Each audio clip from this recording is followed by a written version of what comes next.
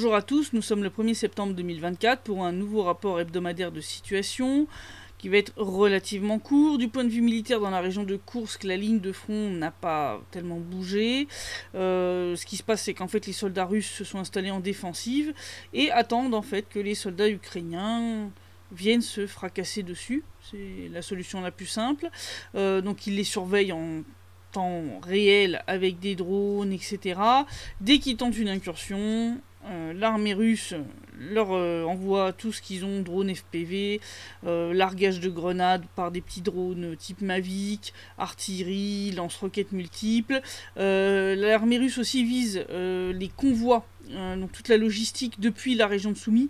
Donc là par exemple l'armée russe a détruit un énorme convoi d'à peu près une vingtaine de véhicules de l'armée ukrainienne en région de Soumy. Ça a été un carton, avec à la fois des armes à sous-munitions et des missiles type Iskander, etc. Donc ils ont fait une frappe combinée qui a été absolument destructrice. Donc ça marche très bien. Résultat des courses, on a des véhicules ukrainiens calcinés et des cadavres de soldats ukrainiens partout. C'est-à-dire les soldats russes, partout où ils filment, eh ben, on retrouve des cadavres de soldats ukrainiens un peu partout, près des routes, dans des zones forestières, quand ils ont essayé de faire des incursions en passant par la forêt, en espérant qu'on les verrait pas. Donc l'armée ukrainienne attaque une à plusieurs fois par jour différentes localités de la ligne de front en région de Koursk, principalement Korenevo, Malaya-Loknia, Kamytchevka, Kiryevka, les villages au sud de Soudja aussi, ils essayent d'étendre leur zone de contrôle au sud de Soudja. Je vous montre pas ici les vidéos avec les cadavres, je veux dire c'est absolument horrible. Vous irez regarder sur la chaîne Telegram International Reporters. Les vidéos sont là-bas, marquées 18+. Voilà, on fait en sorte que le contenu choquant soit pas visible tout de suite. Donc si vous tenez absolument à aller voir le résultat des incursions ukrainiennes en région de Koursk, vous pouvez aller regarder là-bas. En tout cas, depuis le début donc, de cette incursion ukrainienne dans la région de Koursk, les pertes des forces armées ukrainiennes sont extrêmement élevées. Blessés et morts, on en est déjà à plus de 8500 soldats, c'est juste énorme.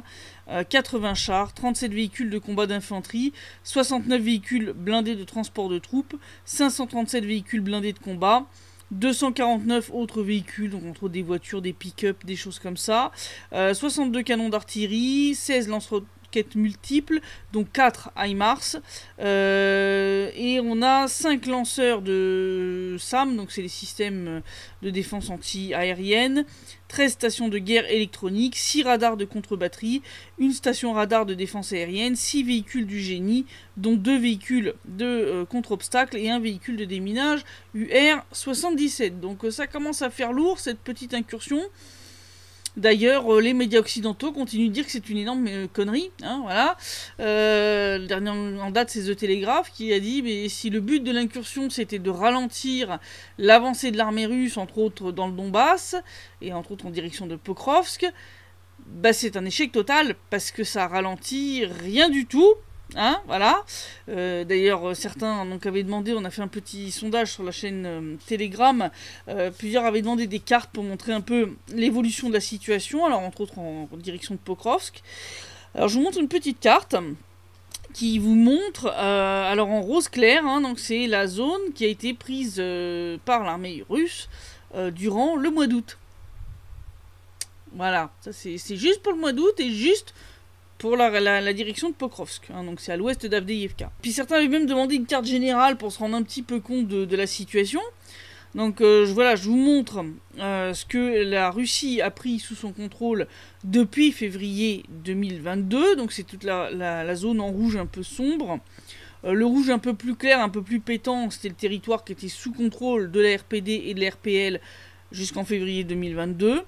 Et le petit truc bleu en haut, là, c'est le territoire de la région de Koursk qui est actuellement sous contrôle ukrainien. Mais alors, vu la vitesse à laquelle ils se font dézinguer leurs soldats là-bas, je pense que ils vont pas y rester 6 mois. Hein. Je pense que ça va se terminer vraiment très très mal. C'est une boucherie, hein. C'est un véritable hachoir à viande. Puisqu'on parle justement de la progression de l'armée russe, je vais passer relativement vite. puisque la plupart sont à peu près tous dans les mêmes zones. Donc dans la partie sud de Donetsk, l'armée russe a pris le contrôle de l'autoroute entre Ougledar et Konstantinovka, près de la mine Yuzhna Donbasskaya. Donc les soldats russes ont hissé le drapeau russe là-bas. L'armée russe a aussi pris le contrôle du village de Konstantinovka, ce qui veut dire que ça devient très dangereux pour les forces armées ukrainiennes à Ougledar. Donc là, ils vont commencer à se retrouver petit à petit coupés de leurs approvisionnements d'un point de vue logistique, et puis ça va se terminer en chaudron. Donc Ougledar, effectivement, c'est une localité que l'armée russe essaie de prendre depuis un bon moment, et on n'y arrive pas. Entre autres pour des raisons de topographie, parce que oui, la topographie, ça joue son rôle d'un point de vue tactique et stratégique. Donc là, l'armée russe a décidé, semble-t-il, de repasser en mode encerclement un peu partout, parce qu'on voit que là où l'armée ukrainienne s'enfuit en courant, c'est souvent des endroits justement où elle menace de se retrouver encerclée. Donc la technique qui avait été un petit peu mise de côté pendant une époque est revenue sur le devant de la scène.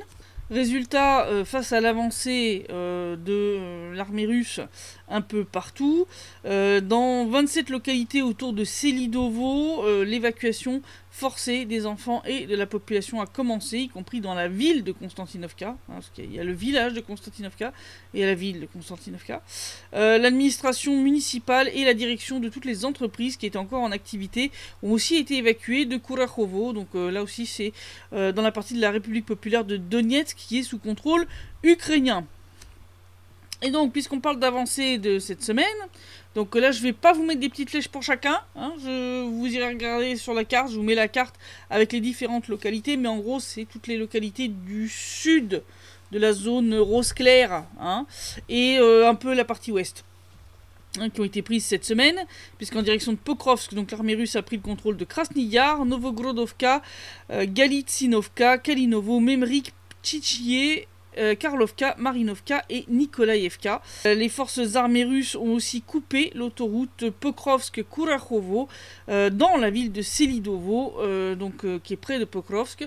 Donc Selidovo, l'armée russe a, je crois, à peu près la moitié du village sous son contrôle, ce qui a été confirmé même par des sources ukrainiennes. D'où le fait que l'évacuation de Kurakhovo a commencé. Et alors, plus au nord, beaucoup plus au nord, en direction de Seversk, toujours en République populaire de Donetsk, les troupes russes ont pris le contrôle du village de Viemka. Et en République populaire de Lugansk, les troupes russes ont libéré Stelmachovka, prise qui est importante puisque ce village est à la frontière avec l'oblast de Kharkov. Et sa prise, qui a quand même demandé des mois d'efforts, pourrait compliquer la logistique des forces armées ukrainiennes dans l'est de la région de Kharkov. Et en région de Kupiansk, donc toujours à cette frontière République populaire de Lugansk-Kharkov, l'armée russe a aussi libéré le village de Sinkovka. Donc ça avance partout, et oui, comme l'a dit le Télégraphe, si le but de l'incursion en région de Koursk c'était de ralentir l'armée russe,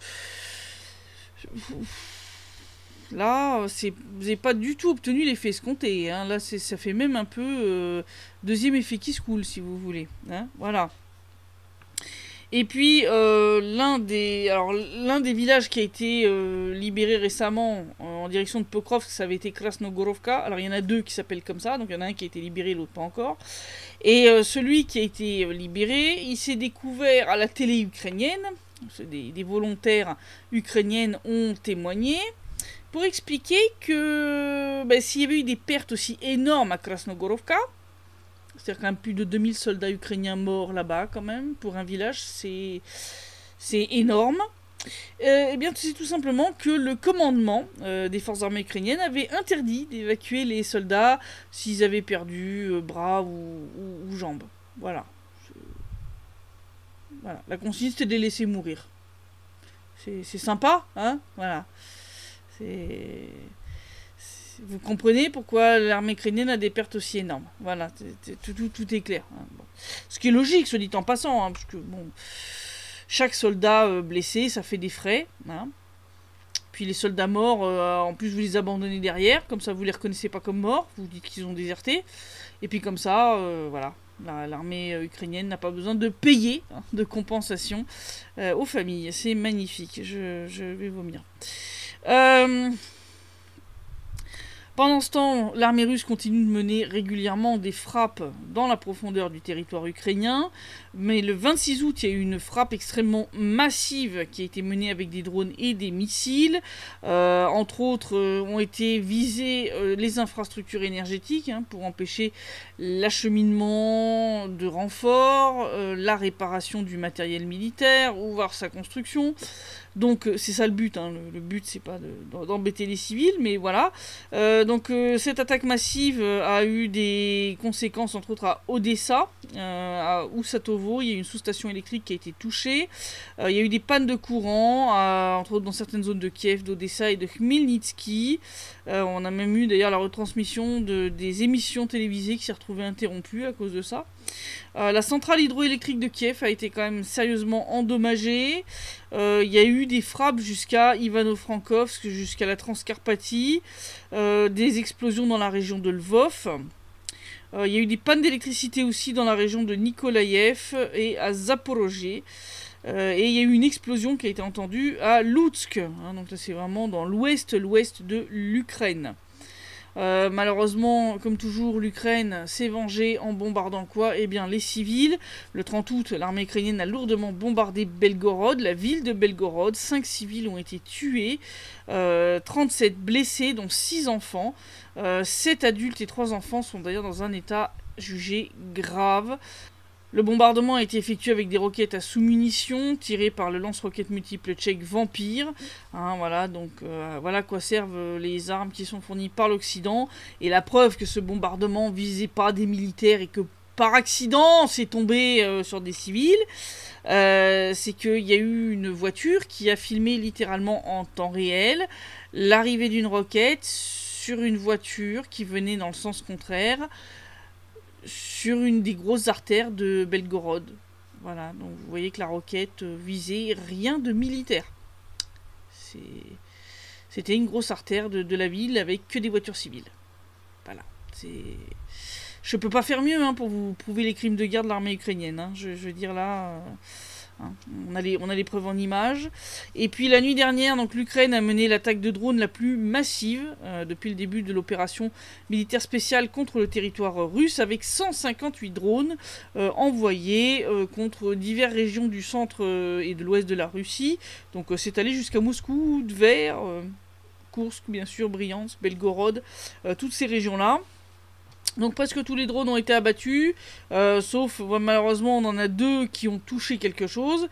Un qui a touché la centrale électrique de Tver, mais l'incendie a été assez vite maîtrisé.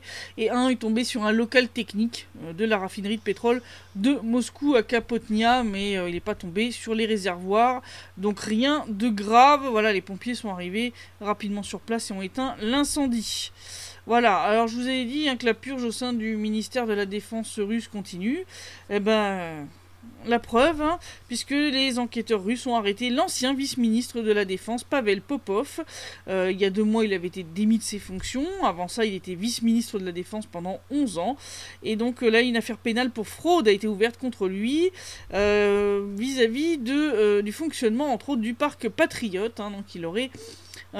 fait faire des travaux dans sa demeure, sa résidence secondaire ou celle de ses proches par les entreprises qui étaient chargées du parc Patriote, de sa construction, de son entretien, etc. Donc, je pense qu'il y en a un qui va passer un petit moment au frais. Voilà. Je vous avais dit qu'on était retourné à Mariupol pour filmer un nouveau film documentaire. Ça y est, on l'a publié. Il est disponible sur toutes nos plateformes. Il s'appelle La Côte de la Liberté. Donc, c'est un film documentaire sur la façon dont les différentes religions cohabitent ensemble à Mariupol. Entre autres, les différentes religions chrétiennes et l'islam. C'est un mode de fonctionnement qui est identique un peu partout dans la Russie. Le but, c'est de vous montrer comment ça se passe, parce que je sais qu'effectivement en Occident ça se passe pas de la même façon, mais c'est pour vous montrer que le problème à la base n'est pas un problème de religion, c'est un problème d'autorité. Voilà, si les autorités font leur travail, si la justice fait son travail, vous n'auriez pas en Occident et entre autres en France, les problèmes qu'il y a actuellement. Et on le voit en Russie, on le voit ici à Mariupol, où tout le monde s'entend bien, vit ensemble. Pendant les combats, tout le monde s'entraidait. Et encore aujourd'hui, je veux dire, les gens discutent entre eux, ont des relations tout à fait amicales, et ça se passe très bien. Voilà, donc je vous encourage à aller voir ce reportage pour vous rendre compte que, oui, le différent christianisme et l'islam peuvent vivre ensemble dans une même ville, dans un même pays, et ça se passe très bien. Il n'y a pas de problème. Voilà. Et on passe à l'évolution de la situation en Ukraine, puisque l'Ukraine a réussi le prodige de perdre un de ses tout premiers F-16 avec un de ses meilleurs pilotes à bord. Et alors, manifestement, c'est pas de façon glorieuse. Ce sera à cause d'un tir d'un système de défense antiaérienne patriote américain. Alors au début, on a cru que l'avion avait été détruit au sol lors de la fameuse frappe massive russe du 26 août, puisque elle a aussi visé des aérodromes militaires, et entre autres un où, dans l'ouest de l'Ukraine, où étaient stockés les F-16. Donc on s'est dit, le pilote est mort pendant le bombardement, et puis bon, au début on savait pas trop pour l'avion, puis après ils avaient admis qu'effectivement ils avaient perdu un F-16, donc on s'était dit, il s'est fait descendre au sol. Et en fait, après des informations côté ukrainien, entre autres la fameuse Bezuglaya, la députée ukrainienne, ont révélé qu'en fait, manifestement non. C'est encore pire que de se faire abattre au sol, il se serait fait abattre par sa propre DCA. Là, je sais plus quoi dire, en fait. C'est la honte quand même. Hein. Là, c'est la honte. Alors déjà, vous en avez pas reçu beaucoup, mais alors en plus, vous les dézinguez vous-même. Résultat des courses, le commandant de l'armée de l'air ukrainien, Oleshchuk, s'est fait virer. Voilà. Alors les autorités ukrainiennes prétendent que ça n'a aucun lien avec la perte du premier F-16. Oui, écoute, vu la concordance au niveau du timing, hein, voilà. Ça se justifie de virer le mec pour un truc pareil. Bref. Et puis, alors au niveau des trucs paragoûtants, alors si vous êtes un peu sensible, sautez ce passage-là, puisque à Nikolaïev, un autobus a eu un accident de la route, il a fini contre un poteau, comme vous le voyez sur la photo, et cet accident a révélé, comment dire, un truc absolument dégoûtant, oui. Parce qu'il s'avérait que ce bus n'était pas rempli de passagers. Non. Il contenait 2,5 tonnes de carcasses de chiens congelés. Alors, déjà, des carcasses de chiens congelés, c'est pas ordinaire, hein, puis ça en fait quand même de la viande de chien. Alors, qu'est-ce que faisaient ces chiens congelés dans ce bus ? Eh bien, ce bus devait aller à Odessa, où se trouve une usine qui transforme de la viande, pour que cette viande de chien soit transformée en conserve pour les soldats des forces armées ukrainiennes. C'est pas une blague. Et le pire, c'est qu'après qu'on ait appris cette première nouvelle absolument répugnante, qu'on a découvert d'où venaient ces chiens. Manifestement, il s'agissait des chiens errants qui étaient dans Nikolaïev et qui ont été massivement empoisonnés. Donc on a un habitant de Nikolaïev qui a fait une petite vidéo, un petit vlog, pour expliquer que donc le week-end d'avant, il avait entendu comment des centaines de chiens errants avaient hurlé de douleur pendant le week-end après avoir été empoisonnés. Hein, et il se demandait qu'est-ce qui s'était passé, pourquoi ils avaient empoisonné en masse les chiens errants. Bon, on a découvert pourquoi, hein, pour faire du cornet de bif pour les soldats ukrainiens. Alors j'ai des gens sur le chat Telegram qui m'ont dit oui, mais c'est pas possible de faire de la conserve de viande avec des chiens qui ont été empoisonnés, en mode oui, non, mais c'est dégoûtant parce qu'on va empoisonner les soldats. Oui, mais vous croyez vraiment que les gens qui montent des magouilles pareilles, ils en ont quelque chose à faire ? Est-ce que je dois rappeler quand même qu'en 2008, l'Ukraine a quand même refourgué à Le Sieur 40 000 tonnes d'huile de tournesol coupée à l'huile de moteur, hein, et ils en avaient rien à faire de savoir si ça pouvait vous empoisonner ou pas. Hein, ouais. Donc voilà, je comprends hein, quand on est des gens adéquats, normaux, on se dit mais c'est ignoble, non mais c'est pas possible quand même de. Mais les gens qui font ça n'en ont rien à faire. Alors pour ceux qui se demandaient oui mais pourquoi 2 tonnes et demie, ça représente 5 vaches, c'est rien du tout. Oui mais cet autobus c'était un, c'est-à-dire qu'il y en avait certainement plein d'autres qui étaient aussi chargés ras la gueule de ces carcasses de chiens congelés et qui eux aussi sont allés à Odessa pour aller fournir cette usine de viande. Voilà, ça c'est de la viande quasiment gratuite. Ça coûte moins cher d'empoisonner des milliers de chiens dans Nikolaïev que d'acheter des centaines de vaches. Hein. Voilà, c'est pas le même tarif. Hein. Voilà, il y en a en Ukraine, ils sont prêts à tout pour faire de l'argent. Hein. Ils en ont rien à faire d'empoisonner leurs soldats. Hein. Mais il n'y a rien de rien. Hein. Je veux dire, la nourriture des soldats ukrainiens, ça fait longtemps hein, que je pointe du doigt que les gars sont nourris vraiment avec de la merde. Hein. Mais vraiment, hein. Bref. Alors concernant Pavel Dourov, il a été libéré donc mercredi, hein, sous caution. Donc ils l'ont quand même gardé bien longtemps en garde à vue. Hein. Ils ont joué la garde à vue jusqu'au bout. Alors c'est assez bizarre parce que vu les chefs d'accusation assez graves retenus contre lui, pour lesquels il risque quand même 10 ans de tôle, si tu veux, ça colle pas. Hein. Tu libères pas le gars sous caution pour des trucs pareils.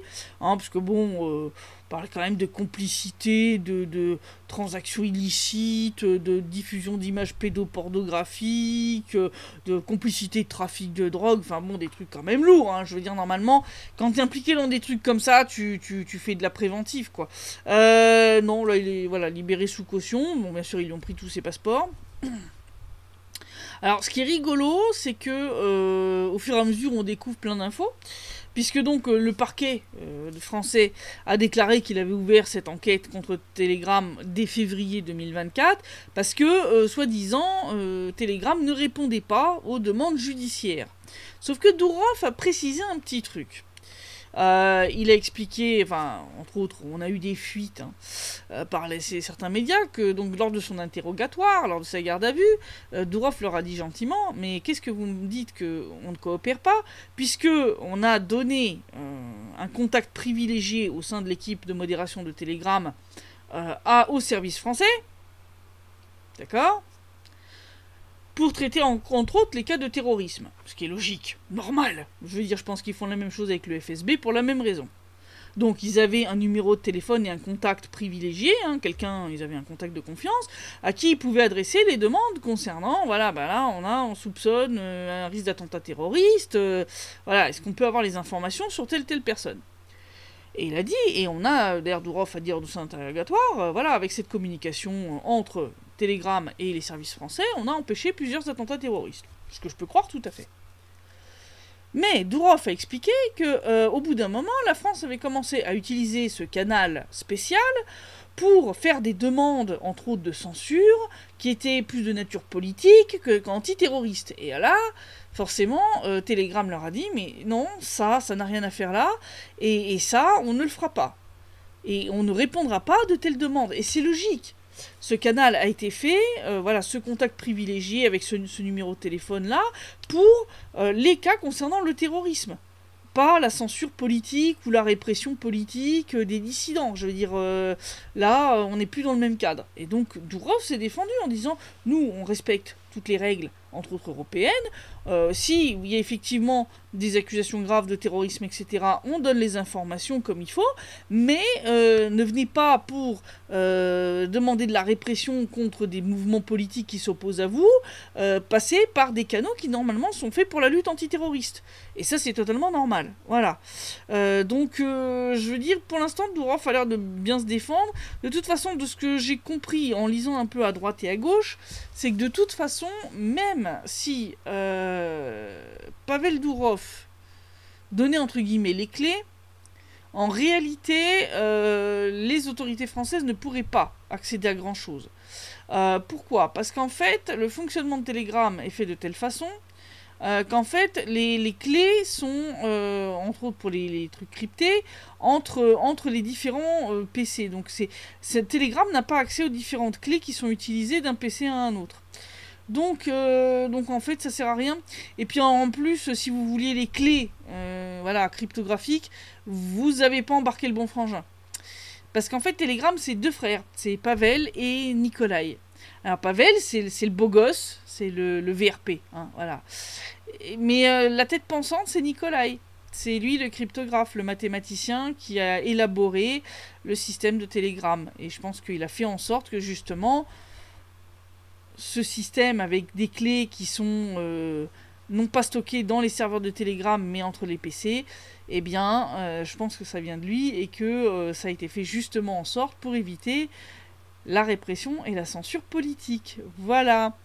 Donc voilà, pour l'instant pas d'affolement, Telegram continue de fonctionner comme il faut, mais au cas où, voilà, je vous rappelle, on est sur Contact, on est sur Twitter, donc X, on est sur Facebook, et je vais essayer de voir s'il y a potentiellement un messager alternatif qui serait fiable. Alors comme je vous l'ai dit la dernière fois, surtout pas WhatsApp. Viber, c'est la même sauce. Donc il faut que je regarde un petit peu pour voir si quelque chose d'intéressant qui permettrait de représenter une alternative au cas où. Mais je pense que Durov va bien s'en sortir. Parce que pas mal d'avocats soulignent le fait que les accusations sont complètement délirantes et ne tiennent pas du tout la route. Bon, personnellement... je pense que Durov restera pas en France jusqu'au moment du jugement. Un passeport ou pas passeport, je pense qu'il y a quand même une bonne chance qu'il nous fasse une évasion à la Gaune, qui s'était évadé d'une prison au Japon. Voilà, mais on va voir comment ça va se passer. Mais pour l'instant, pas de grosse inquiétude concernant le fonctionnement de Telegram. Voilà. Je vous dis à la semaine prochaine pour le prochain rapport de situation et d'ici là, portez-vous bien.